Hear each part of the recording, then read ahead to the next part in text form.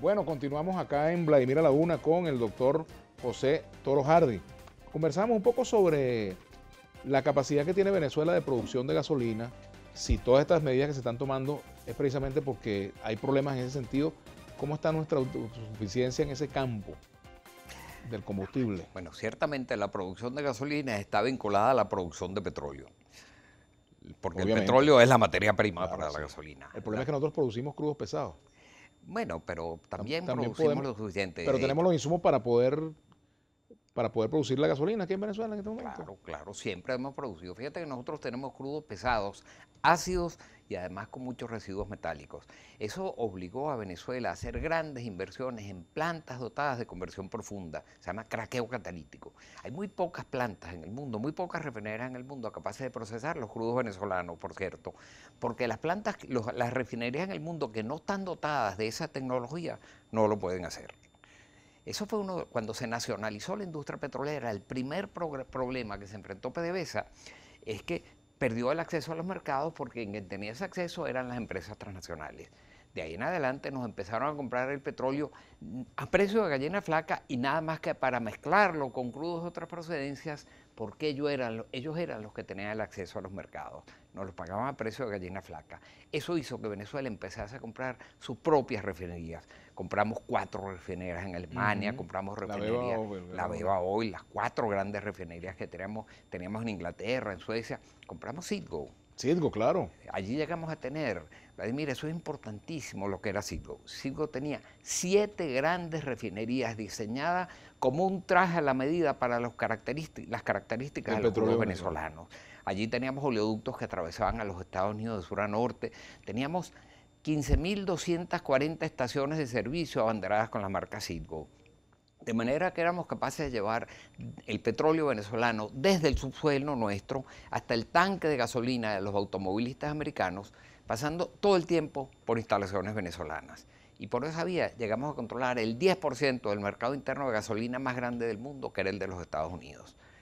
Lamentablemente, eso se ha venido desmontando.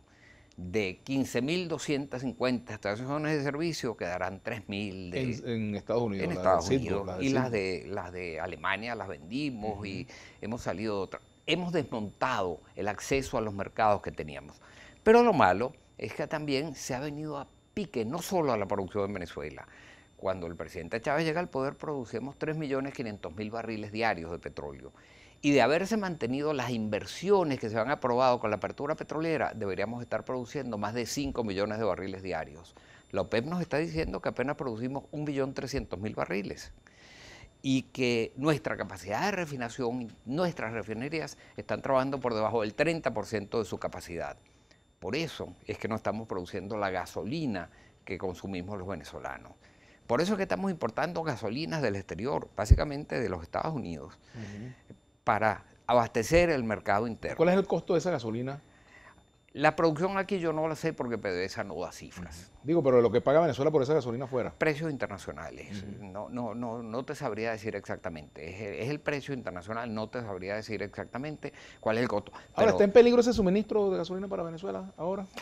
¿está en peligro? Bueno, a mí no me da la impresión que esté en peligro por lo que respecta. Los Estados Unidos no le han aplicado sanciones a las compras de petróleo, ni a las ventas de petróleo, ni a las ventas de gasolina. El peligro está en que no tenemos los dólares para pagarla. Ese es el peligro. Y tampoco es lógico que estemos comprando gasolina a precios internacionales para venderla aquí por debajo de lo que cuesta producirlo aquí. Hay, por lo tanto, que ir a un aumento en el precio de la gasolina. Y eso lo asocio con el asunto del nuevo cono monetario, porque resulta que para que el nuevo cono monetario pueda servir para comprar gasolina, la gasolina tiene que aumentarse necesariamente, porque menos de 0,50 no hay moneda. Ok, déjame decirte por qué hay que aumentar la gasolina. Todos sabemos lo que cuesta un cartón de huevos. Un cartón de huevos cuesta 6 millones de bolívares. Sí, señor. ¿Y una gandola de gasolina? Con que carga 30, se pueden comprar 110 gandolas cargadas cada uno con 38.000 litros de gasolina, con lo que cuesta un cartón de huevos. De manera que evidentemente eso es una distorsión tremenda. Yo creo que hay que bajar el precio del cartón de huevos y subir el precio de la gasolina. Pero ¿qué pasa cuando nos hablan de que la moneda más pequeña del nuevo cono monetario es 0,50? Bueno, 0,50 equivalen a... Y por cierto, nos dicen que entonces el litro de gasolina debería costar al menos lo que cuesta la moneda, la pieza más baja del cono monetario. Bueno, es que la pieza más baja del cono monetario son 50.000 bolívares. Son 50.000 bolívares. De los de hoy. O sea, no nos pueden aumentar 50.000 veces el precio de la gasolina sin que la sociedad de alguna manera proteste. Ese es el tema.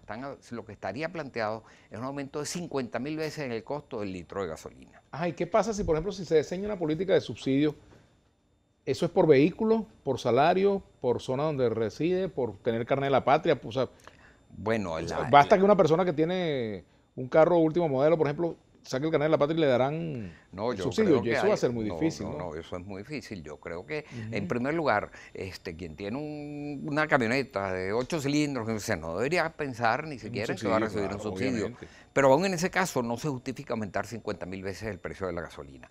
Ahora, ¿cómo se diseña un subsidio? Yo diría que un subsidio va en función de las personas. De las personas o no de los productos. O eventualmente de las necesidades. Por ejemplo, si para que funcionen los tractores se necesita dar alguna forma de subsidio al diésel, eso habría que considerarlo porque eso incide en el costo de producción.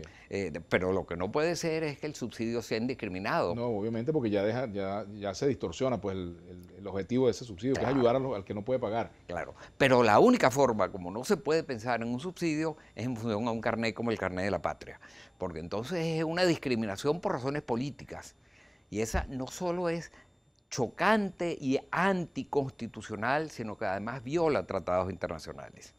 Te quiero mencionar un caso concreto. El 30 de mayo, la Corte Interamericana de los Derechos Humanos condenó al Estado venezolano por haber aplicado una discriminación en el caso de la lista Tascón hace varios años. La argumentación legal es exactamente la misma. No puede el Estado venezolano, por razones de preferencia política o de un carnet de la patria, darle subsidios a determinados venezolanos sí y a determinados venezolanos no. Eso constitucionalmente lo prohíbe el artículo 21 de la Constitución.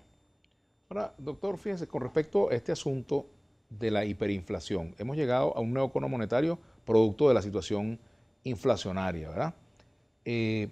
Se aumenta la gasolina, de hecho va a aumentarse al ponerse en práctica el nuevo cono monetario. Claro. ¿Cómo hacer para que eso no incida en el salario de la gente, para que haya medidas compensatorias? O sea, ¿qué tipo de medidas compensatorias puede haber frente a un hecho como ese, que la gasolina pase a costar tal cantidad de dinero, por ejemplo? Bueno, el primer problema es que habría que recuperar la racionalidad económica. ¿Por qué tenemos inflación en Venezuela? Es la pregunta que nos vamos a hacer, porque el caso no es solamente la gasolina. Fíjate por qué tenemos inflación en Venezuela. En los últimos 4 años, la caída del Producto Interno Bruto es 54%, o sea, el tamaño de la economía venezolana es menos de la mitad de lo que era hace 4 años. Esa economía ya no es capaz de generar impuestos sobre la renta para cubrir el gasto público. Tampoco el IVA, el impuesto al consumo, porque la contracción del consumo ha sido brutal. Tampoco hay acceso al financiamiento internacional, porque estando en default selectivo, al menos, tanto la República como PDVSA, nadie le presta dinero. La producción petrolera se está viniendo a pique. Ha caído de 3,5 millones de barriles diarios a 1.300.000 y todos los analistas coinciden en que antes de fin de año va a estar por debajo de 1 millón de barriles diarios.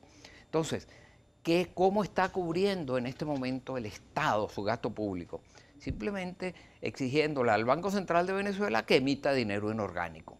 Y eso es el peor alimento que hay para la inflación.